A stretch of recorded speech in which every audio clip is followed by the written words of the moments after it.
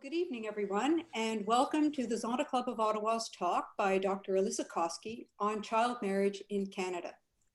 I'm Judith Ainsworth, and I'm the Zonta Club of Ottawa Advocacy Chairman. The Zonta Club of Ottawa is thrilled that so many Zontans and friends have joined us this evening from Canada and the United States.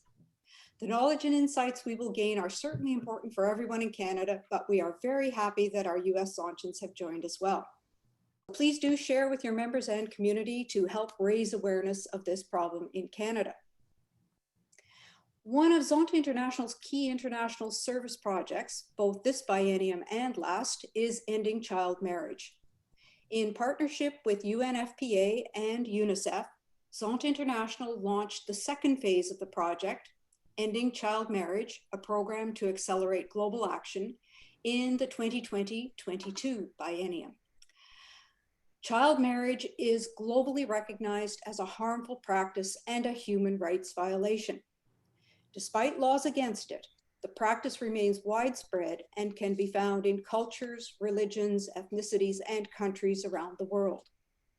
Globally, 21% of girls are married before they turn 18, robbing them of their childhood and frequently affecting their physical and mental health. The goals of this program are to engage adolescent girls as key agents of change, increase resources and opportunities for adolescent girls and their families, and enhance legal and political action to prevent child marriage and support married, divorced, or widowed adolescent girls. To that end, Zonta International has pledged $1.5 million to UNFPA and UNICEF this biennium. We are very pleased to offer this talk so close to UN Day, which is October 24th, just 2 days away. So we will welcome questions in the chat or even in the Q&A feature of Zoom during the presentation, and Dr. Koski will answer questions after her presentation. However, we have already received some questions during the registration process, and Dr. Koski will answer those first. Please ask your questions in the chat box so that everyone will see them, or you can post comments there as well. That's fine. If you use the Q&A feature, we will monitor that stream as well. And now it gives me great pleasure to introduce our speaker, Dr. Alissa Koski. Dr. Koski is an assistant professor in the Department of Epidemiology at McGill University.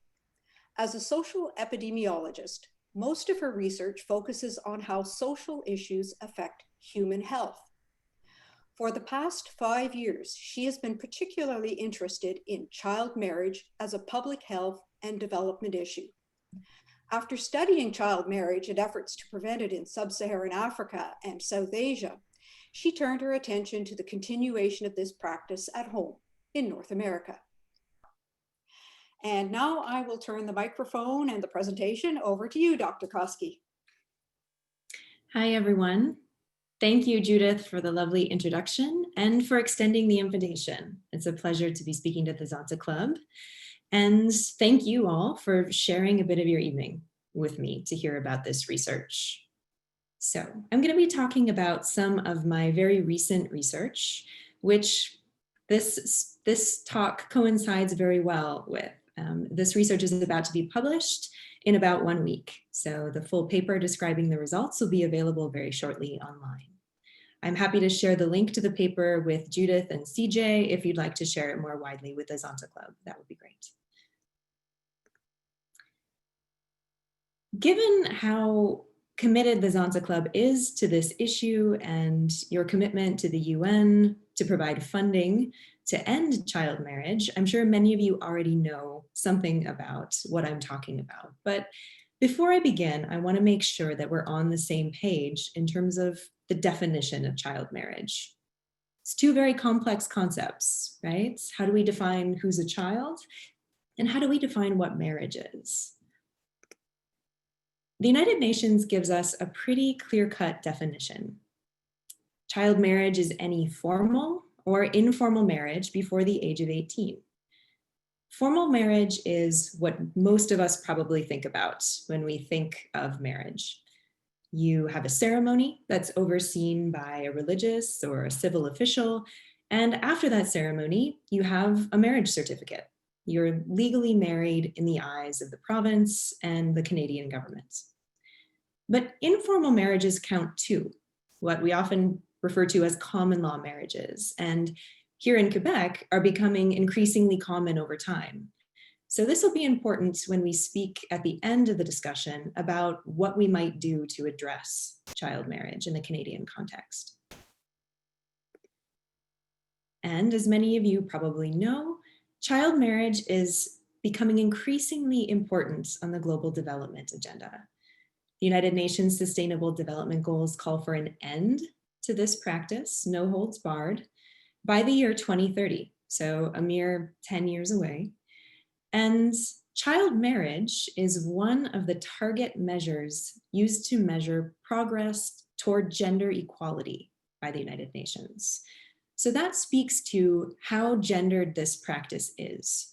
I'm happy to talk about that in the global context during the Q&A session, but we're going to see that child marriage doesn't look much different when it happens in Canada than it does when it happens elsewhere. When most of you think of child marriage, these are some of the images that might come to mind. It's from CTV News, talking about child marriage in Nepal. From the CBC, child marriage among Afghan girls. And I clipped this from the Government of Canada's website on child marriage through global affairs, a group of Nigerian girls.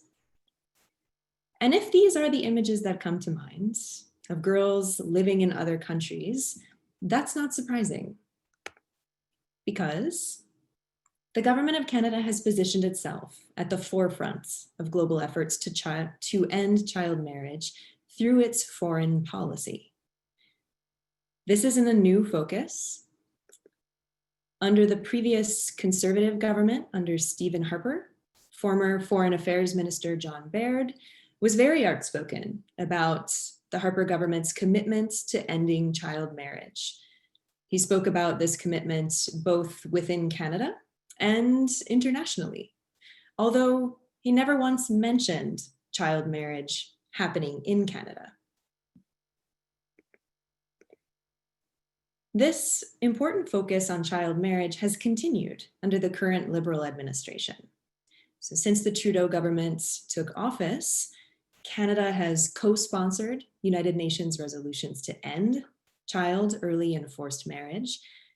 And Global Affairs Canada actually has an entire website dedicated to the efforts that it's taking internationally to end this practice. Those include things like working with religious officials to discuss the harms of child marriage, working with men and boys to change attitudes about gender equality, and importantly, working with national governments internationally to change laws and policies to prohibit child marriage. In 2017, the Liberal government also adopted its Feminist International Assistance Policy, which dictates how money donated by the Canadian government to foreign countries will be spent. The title alone should give you a sense of the emphasis that the government is putting on gender equality. And this international assistance policy explicitly refers again to the government's commitment to ending child marriage. So taken together, Canadian news media, the government's efforts, all of these things collectively illustrate what we know to be true, that child marriage is usually perceived as something that's happening elsewhere. The troubling thing is that it remains legal across Canada. In 2015, so very recently, just 5 years ago, the Federal Civil Marriage Act was updated to raise that minimum age at marriage to 16 years. Prior to this change, each province and territory was free to set its own minimum age at marriage. Some of them were as low as 14. What this 2015 modification did was make that minimum age threshold a federal issue. So provinces and territories no longer have authority to change that minimum. They're not permitted to lower it. No one in the country is permitted to marry before the age of 16 anymore. This means that in every province and territory, 16 and 17-year-olds can legally marry if their parents consent. And notably in Quebec, you also need a judge's approval. Quebec is the only province that added something to this. So here you require judicial approval as well. My question as a researcher was, how common is it? We often have instances of laws on the books that aren't actually used. So I went looking. Were there any statistics on how often children marry in Canada? And I found nothing. No provinces or territories report on how common this happens. The federal government doesn't report on it either, even though, as part of their commitment towards the Sustainable Development Goals, they are actually expected to, something we'll talk about at the end of the session. So I conducted my own research.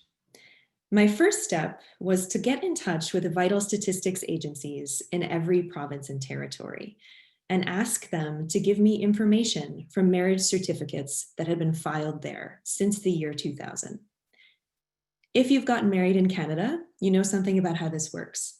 If you'd like to get legally married, you need to go to Vital Statistics and apply for a marriage license. You take that license to your ceremony where it's signed by an authorized official, and then you have to bring that application back to Vital Statistics. Then you get your marriage certificate, right? You're legally married in the eyes of the Canadian government. But a copy of that certificate is kept on file with Vital Statistics. And so that's the information that I was using. These marriage certificates usually record the age and gender of both spouses, although that's not exclusive. We'll see a notable exception in just a couple slides. My second step was to analyze data from recent Canadian censuses. Many of you are also probably familiar with this. If you've completed the census, you know that it asks about your current marital status. And it asks that question for everyone over the age of 15. So I was able to look at marriages among 15 to 17-year-olds. But importantly for our purposes, I was also able to capture common law unions, because the census asks not only about your legal marital status, but whether you're living in a common law union. It also records other characteristics about you, such as your place of birth, that allowed me to get a better sense of who are the married children in Canada. So what did we learn? Well, the first big question is, how many children were actually granted marriage certificates over the last 20 years? Here's my count.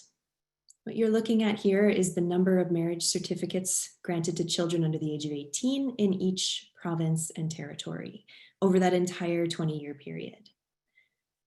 In Prince Edward Island and the territories, there were fewer than 5 marriage certificates issued, so they didn't give me a specific number. But what should hit home about this particular image is that child marriage is happening across the country. It happened in every single province and territory over this period.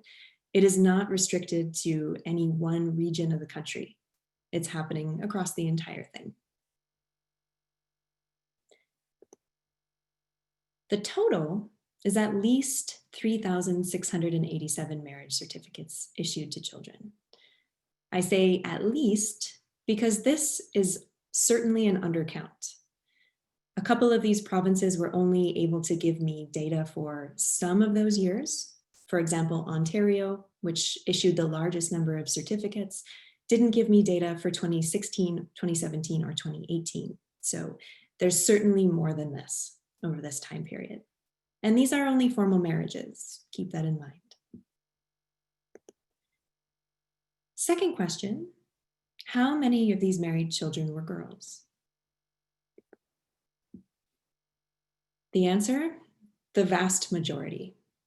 In every province and territory, it was over 85%. You'll notice that Ontario has dropped off this graph. That's because Ontario doesn't record gender on its marriage certificates. So I wasn't able to look at that in our largest or most populous province. But this gives you the sense that child marriage isn't unique when it happens in Canada. It's just as gender discrepant as it is everywhere else in the world. This is a highly gendered practice, almost exclusively female, especially in recent years.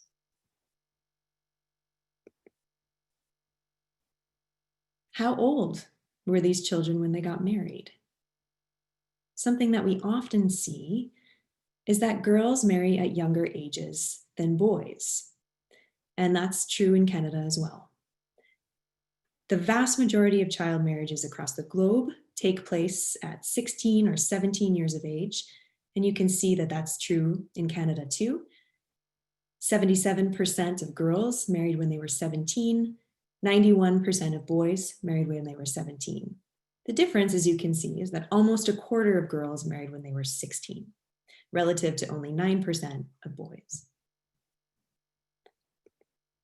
We did find 8 marriage certificates that were issued to girls under the age of 16 over this entire time period, the youngest of whom were 14 years old. Those marriages occurred before the Civil Marriage Act was updated to prevent this. So presumably these marriages were legal under provincial or territorial law at the time that they occurred. And notably, no boys ever married before the age of 16, regardless of that 2015 change in the law.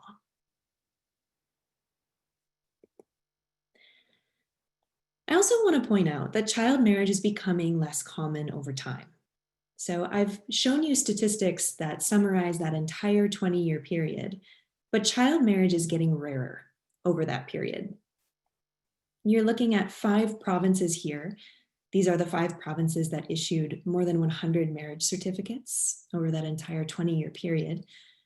And what I want to point out is that Alberta and Manitoba stand out as having a higher prevalence of child marriage, and also because the decline in child marriage has been slower in those provinces than it has been in Ontario, Quebec, and British Columbia.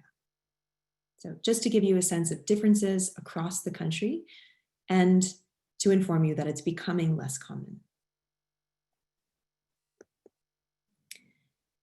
Something that I'm often asked when I talk about my research, or it might be more accurate to say I'm often told when it comes to my research, because many people tell themselves stories about what might make child marriage acceptable in a Canadian context. I'm often asked if these are just sweetheart marriages. The idea being that a 17-year-old girl who's in love with her 18-year-old boyfriend and wants to get married would somehow be a more acceptable circumstance for marriage. Using that information from marriage certificates, I was able to look at how true that statement actually is. And I'll show you the difference between girls and boys. This first graph includes only boys who were married as children. So this is the age difference between spouses. An age difference of 0 means that these were 2 children of the same age. So 2 17-year-olds, for example, getting married. In this case, a value of -1 would mean a 17-year-old girl who married a 16-year-old boy. In this case, we'd be talking about a 17-year-old boy who married a 16-year-old girl. What I want you to take away from this image is that when we're talking about child marriage among boys, sweetheart marriages appear to be the norm. Right? The vast majority of these child marriages are occurring when it's 2 children who are the same age or within 1 year of each other. But things look dramatically different when we start talking about girls. The first thing you'll notice here is that the bars are much higher for girls, right? And that just reflects the fact that child marriage is much more common among girls than among boys. What's also different is how these are spread out over age differences. What you'll notice here is that very few girls marry someone who's of their same age. In fact, only 14% of marriages involving a girl child were between two children of the same age or within 1 year of each other. So it's a small minority. It's much more common for girls to marry a husband who's substantially older than they are. In more than a third of cases, girls married men who are at least 5 years older than they were. So these are minor girls marrying men who are well into their young adulthood. And in 6% of cases, girls wed men who were at least 10 years older than they were. The most extreme case we saw was a difference of 34 years, a 16-year-old girl legally married to a 50-year-old man over the last 20 years. So those are marriage certificates. What can the census tell us in addition to that? Another question that I'm often asked when I talk about my research is whether or not it might be happening in Canada, but could it just be immigrant children who perhaps got married in the country that they were living in? Perhaps it's more common, more socially acceptable there, and then they moved to Canada. I interpret this as another way of deflecting and saying, it's not a Canadian practice. Certainly it's only happening among immigrant children. The census allowed me to look at how true that statement is. And here's what I found. It used to be true.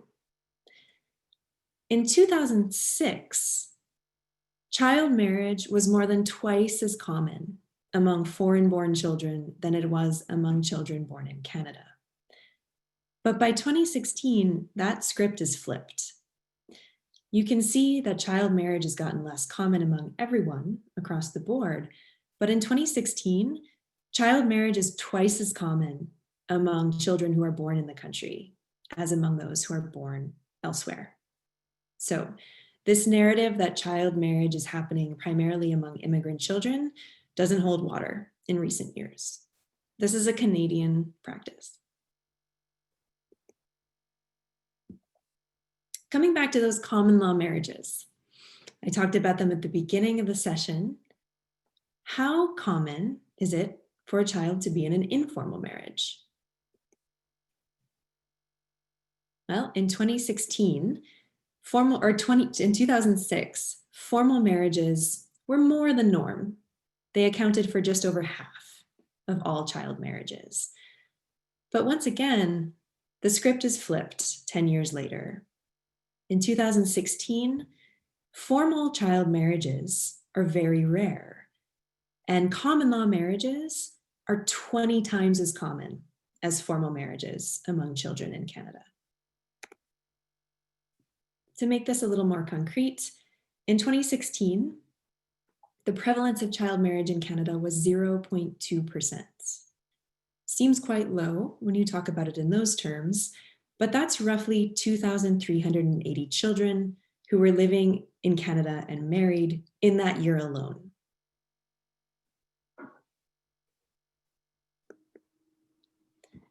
I'd like to save most of our time for a Q&A and a discussion, so I'll wrap up with a few takeaway points and then be happy to hear your thoughts on this work.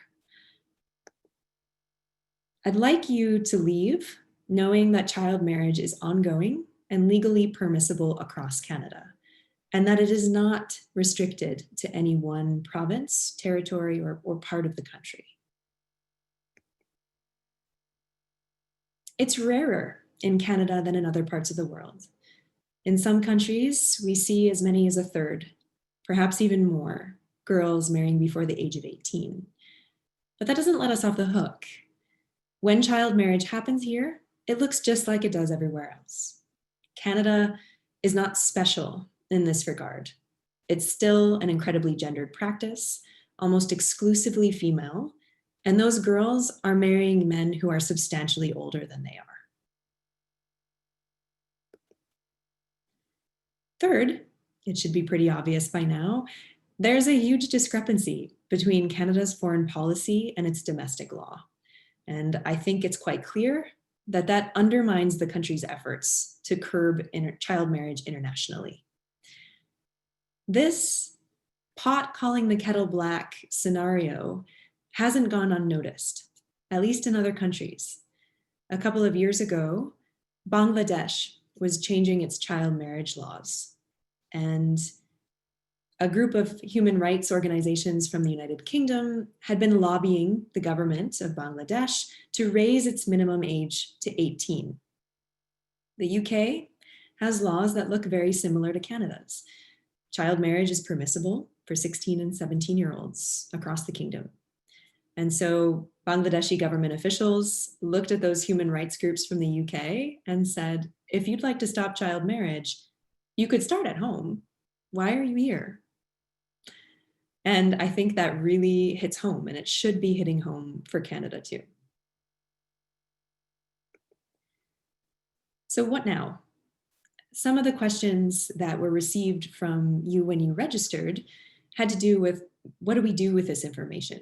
Now that we know what's happening, how can we use it? And I think there are a few steps that we can take.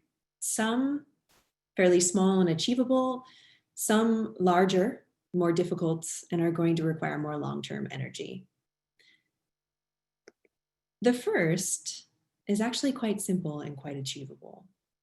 Just start reporting on domestic child marriage practices in a transparent manner. And there's a way to do this. As a country that has committed to meeting the United Nations Sustainable Development Goals, Canada is expected to report on its progress to all of these measures. The country does do that. You can look it up. It's publicly available online through Statistics Canada. But they report only the proportion of 15 to 19-year-olds who got married. And what that does is, we might say, conveniently obscure the fact that child marriage still happens in the country, because we can't be sure how many of those children were under the age of 18 and how many of those children were actually 18 or 19-year-olds over the age of majority and at least legally considered young adults. Failure to do that represents a missed opportunity to protect the human rights of girls here in Canada. It also contributes to what I consider a very troubling double standard in global health, in which only some countries, typically those in sub-Saharan Africa and South Asia, are held accountable to their international commitments to development goals like those the UN produces. Wealthy countries like Canada, that are perceived on the international stage as very progressive when it comes to gender equality, get an implicit pass. And I think that contributes to why we don't hear about child marriage in the country, why it's portrayed as something that happens over there. Number two, not a big surprise, reconsider the Civil Marriage Act. I'm happy to discuss why this might be challenging and why it might be feasible in the Q&A. But I want to point out that raising the minimum age for marriage to 18 would set an important precedent. It would make it clear where Canada actually stands on the issue, and it would bring domestic practice in line with our theoretical foreign goals.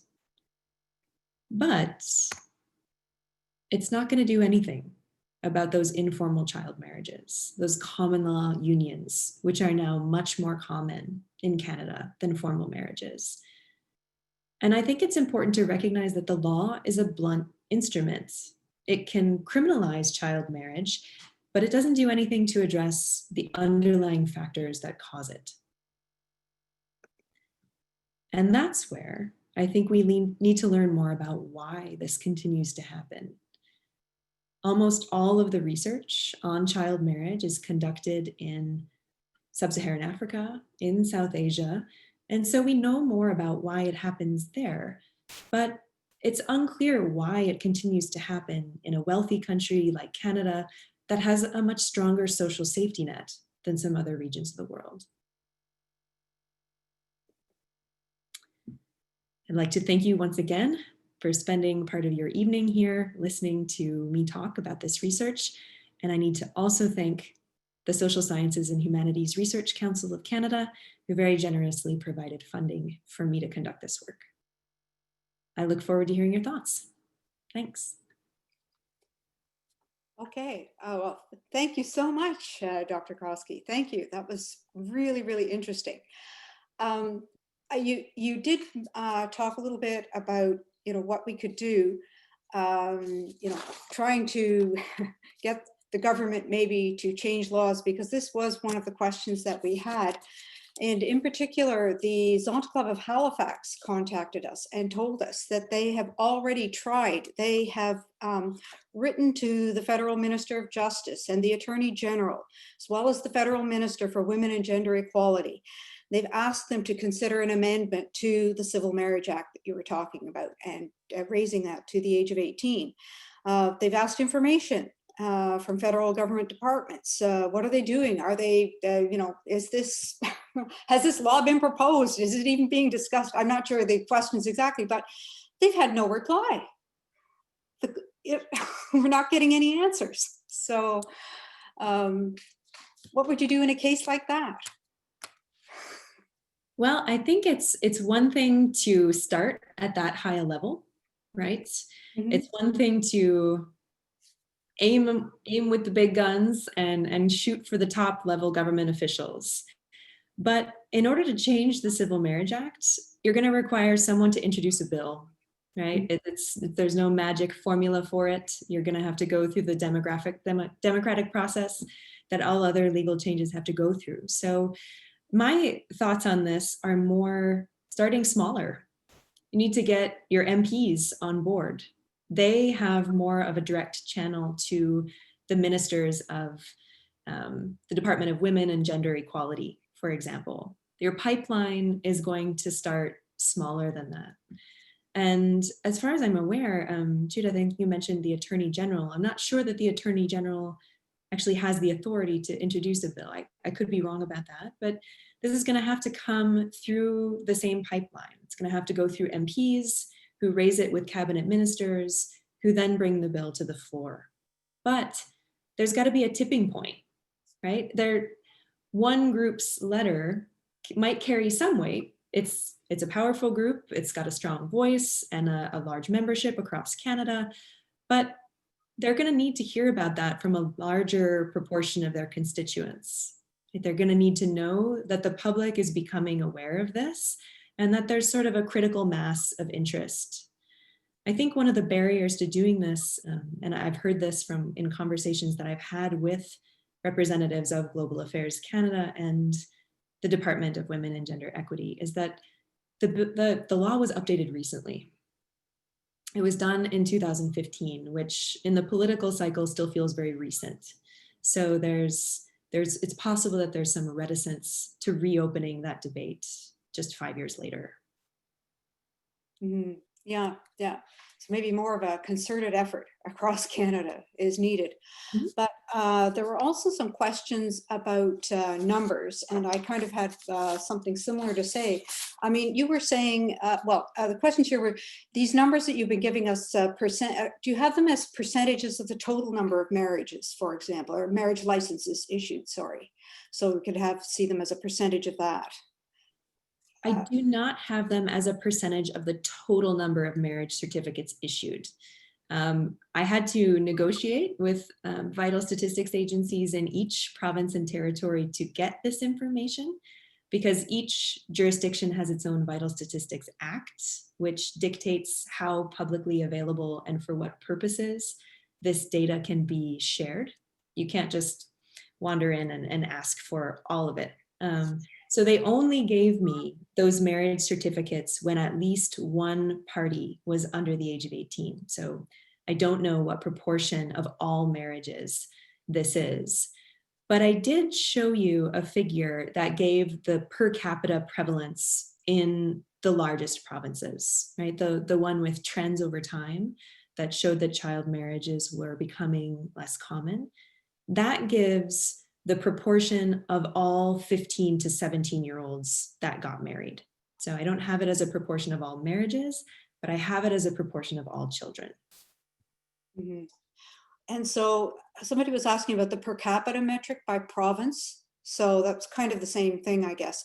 But the one thing I was asking, when you were saying that Ontario aggregates the information from 15 to 19-year-olds, is that right? And so you can't take a look at that to see if somebody was 17 who got married. How can we get Ontario to give us better statistics? Ontario did actually give me what I was looking for. They don't collect gender on their marriage certificates. So I wasn't able to look at how many of those married children were girls and boys. Yeah. It's actually the federal government that aggregates this among 15 to 19-year-olds. Oh, So again, when you look at the census, you can actually find it, it's publicly available. They'll report the percentage of all people in that 5-year age range who are married. But like I said, that prevents us from identifying how many were children. And given that the government has complete access to the census, I had to apply for access to census data to be able to analyze it. There's really no reason that I can think of that they wouldn't disaggregate that by children and those over the age of majority. and the gender, right? Because the gender is yeah, they don't ask for gender, right? So In or Ontario, they don't, no. no, So no, it's not available for all provinces. yeah. Okay, so another question we have here was, may not be part of your research, but have you looked into factors like children in foster care who have issues with their parents? So, you know, they run away from home and then they, you know, maybe hook up with somebody that they think, well, this person is going to take care of me. And so this person is much older than them, or often, I won't say, but have you looked into any of that sort of information or statistics on that? Not in the Canadian context, no. And I imagine that getting data on who's in foster care and how old they got married would be pretty sensitive in terms of privacy issues. So I don't anticipate that being possible in Canada. That said, in the United States, this actually used to be a policy in the mid-90s. Though children who were in social services care in California who became pregnant at a young age and whose partner was substantially older, i.e. old enough to violate statutory rape laws, would actually, in some cases, encourage that couple to marry as a way to avoid criminal charges for the father of the child. So this has been something that is on the radar for social services agencies. We know more about it in the United States than we do here in Canada. Mm. Do you think there's underreporting of child marriages, or you know, how exact are your statistics there? Well, the marriage certificates are the marriage certificates. I'm quite confident about those. That said, not everybody gets formally married, right? The informal marriages are a big portion of child marriage, especially in more recent years. And I definitely think there could be underreporting there. Yeah. As child marriage becomes more widely known in Canada and elsewhere, this information comes from the census, right? So you're filling out the census at home, and it's quite easy to say that this child is not married or not in a common law union and just leave it off the census or report that they're not married. Even if that practice is legal, even if it's totally acceptable in the eyes of the law, it could be socially undesirable to report that. So I definitely think that these should be considered lower estimates, underestimates of how common child marriage is in the country. Mm-hmm.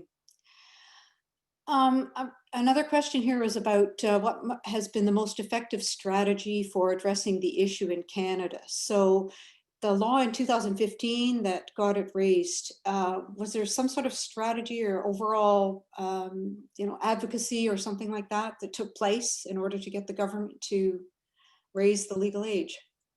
It's a very good question, and I don't completely know. This is a piece that I'm interested in following up on now that I'm starting to learn more about child marriage in Canada. I don't know why the government decided to stop at 16 and not go all the way to 18, because it's very clear. I was talking about the previous Harper government's efforts to end child marriage as well. Those were ongoing well before this change to the law occurred. So the government certainly knew that 18 was the acceptable standard. I have not seen any information about why they stopped at 16 instead of going further. But I will say that this change to the Civil Marriage Act that happened in 2015 was not solely focused on the minimum age. There were a number of other changes to that law going on at the same time. Mm-hmm, mm-hmm. So I think you may have touched on this, but are you or maybe anybody else doing research into this? I mean, why is this happening? I mean, why are girls getting married? I mean, you did talk about the marrying somebody the same age, so is it a sweetheart romance? But why is this happening? I would love to know. This is this was a first step, right? These are the first estimates of how common child marriage is in Canada. So that's where I'm going next. Yeah. Why is it happening? And truth be told, I don't know. I know more about why it happens in other parts of the world. Internationally, it's typically described as a lack of options combined with poverty. So, for example, if a family in extreme poverty in some other region of the world has male and female children, and they have limited resources, and they're going to give those resources to their male children instead of their girl children, those girls are going to get married more frequently as a way for the family to sort of lessen the economic burden of having to care for them.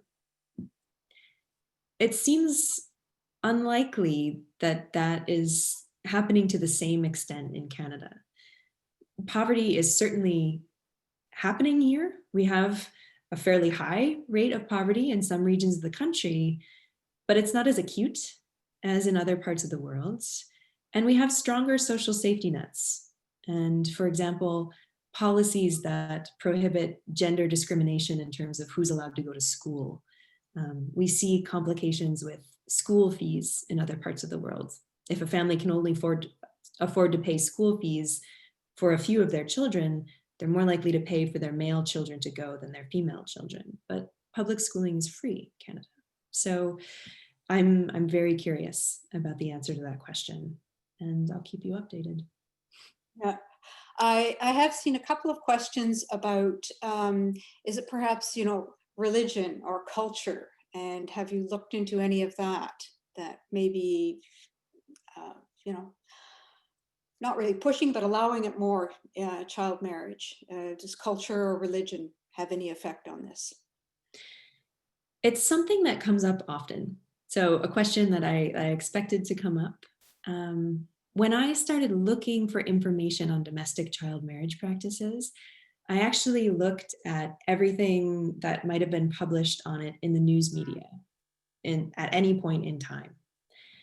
And what I found was an almost obsessive focus on child marriage among small religious communities. The Fundamentalist Church of Latter-day Saints in Bountiful, British Columbia, for example. And there were also a substantial number of news stories on a small Jewish group called Lev Tahor in Ontario and Quebec. But what I want to point out here is that I think of this as another way of otherizing this issue. These groups are very, very small, right? That it's not possible that these groups account for as many child marriages as we're seeing across the country. So I suspect that this has something to do with a desire to say, well, that only happens among specific groups that might live somewhat outside of mainstream Canadian culture. Right? The truth of the matter is it's much more widespread geographically and culturally. I don't have statistics for you on how this breaks down in terms of religious identity. And that's because the census doesn't collect information on religious identity. It used to many, many years ago, but that question has been dropped. So there's no way to look at that. And I was unable to get that information from provinces. Some provinces, Quebec, for example, collect a little bit of information on the religious identity of the parties that are marrying, although I don't think that's common across the country, and it was inaccessible to me. So I would say that we do see in the media high profile cases of child marriage amongst religious minority groups, but there's no way they account for the full scale of child marriage in the country. And in fact, when we look at the United States, we see lower ages of marriage actually among certain Protestant Christian groups than we do among any other group. So it's not the typical narrative that we might think of. Yeah, there's another question here, something like that. Is there any way that, the census or something like that could capture out-of-country marriages?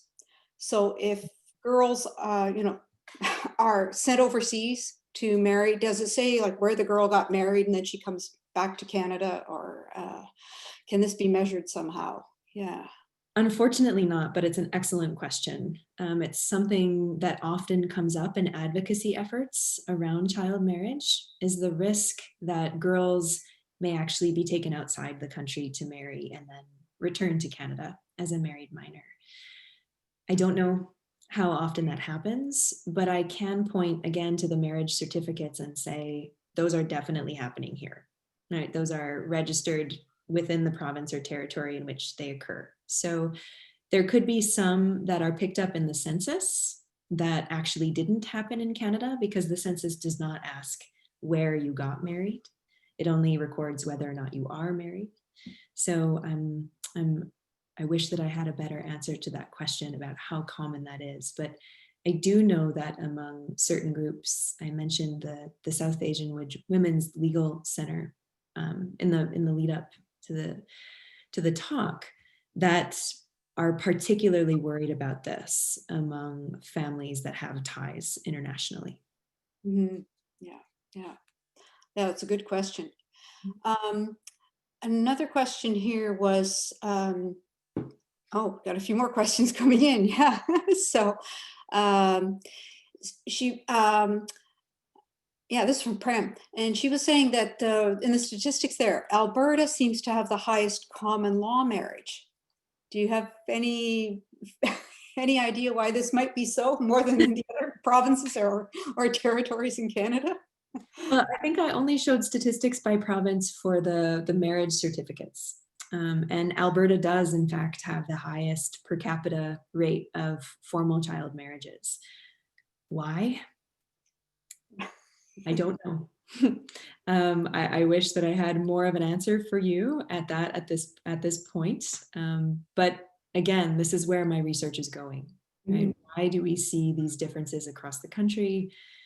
What might it be about subcultures in Alberta that are leading to that higher rate? And we also saw it in, I believe it was Manitoba. The prairies typically have higher rates. And in terms of common law marriages, I didn't show it in these slides, but the territories really stand out in terms of common law child marriage. Okay, that's interesting. Yeah. So somebody was asking also about, is there any sort of crossover or relation between child marriages and human trafficking? Were you able to, find anything? I have not made that link. Yeah. Very often. I'm aware that in other parts of the world, for example, there are people who are very concerned about young girls being moved from Southeast Asia into China for the purposes of marrying Chinese men. There's a very skewed gender ratio in China as a result of decades of policy. And so there are too few women to marry. And so this creates a bit of a pipeline for underage girls from other countries in that region to be moved into China for the purposes of marriage. I have not heard of that in the Canadian context as much. Mm-hmm. Yeah. And I think maybe this could be our last question here. Is there any research on post-marriage? So post-marriage, any research or data on the number of divorces, the number of the women, of course, well, I don't say of course, maybe dropping out of school, never finishing their education, that sort of thing, that it's really devastating actually for young women. Yeah. Yep. So, Again, we don't have as much of that from Canada, but we do have it from the United States, which definitely shows that girls who marry leave school earlier and are much more likely to live in poverty in adulthood than those who get married at older ages. This is also, I think, related to one of the policy issues that I expected to come up during this Q&A. One of the things that many people hypothesize might be driving child marriage in these countries is the notion of the shotgun wedding. Right? It's a bit of an older term. Many academics don't like to use it anymore, but I think most people still understand what that means, right? An unexpected pregnancy among a young girl who's then encouraged to marry to avoid stigma of premarital sexual activity and pregnancy. And so we do see higher rates of early pregnancy among girls who marry as children, but it's unclear to me whether those pregnancies are all happening before the marriage occurs or whether child marriage actually leads to teen pregnancy as well, which could just be just as likely, right? And that's actually something that I'm looking into. I've just written a grant to start investigating that question here in Canada because we actually have some data that will allow us to do that here. So that is forthcoming in the future. But to speak to divorce, these marriages are highly unstable. Most of them end in divorce. So this is something that we hear from legislators in the United States often, that, well, those who might be reticent to changing laws in the US about child marriage will mention the scenario of a pregnant teenage girl who would then be prohibited from marrying the father of her child if we changed this law. And presumably their thinking is that, this child would be raised in the context of a marriage that might provide a more stable environment. But the vast majority of marriages that begin before the age of 18 end, and they end very quickly.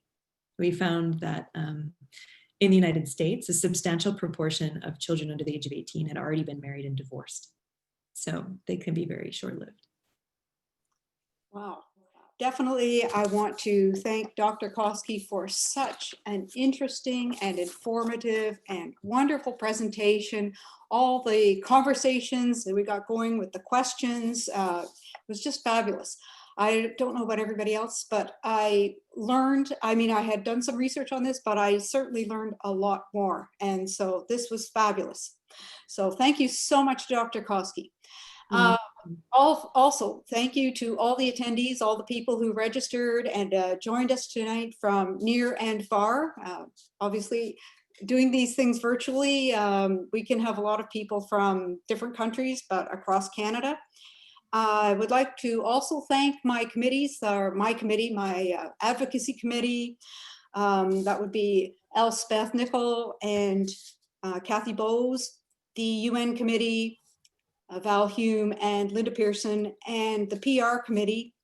So my technology expert here, CJ, my Elspeth Nicol again, who's on both committees, Cindy O'Neill, for all their hard work putting all the pieces of this event together. Together we make a great team. So thank you, thank you, thank you.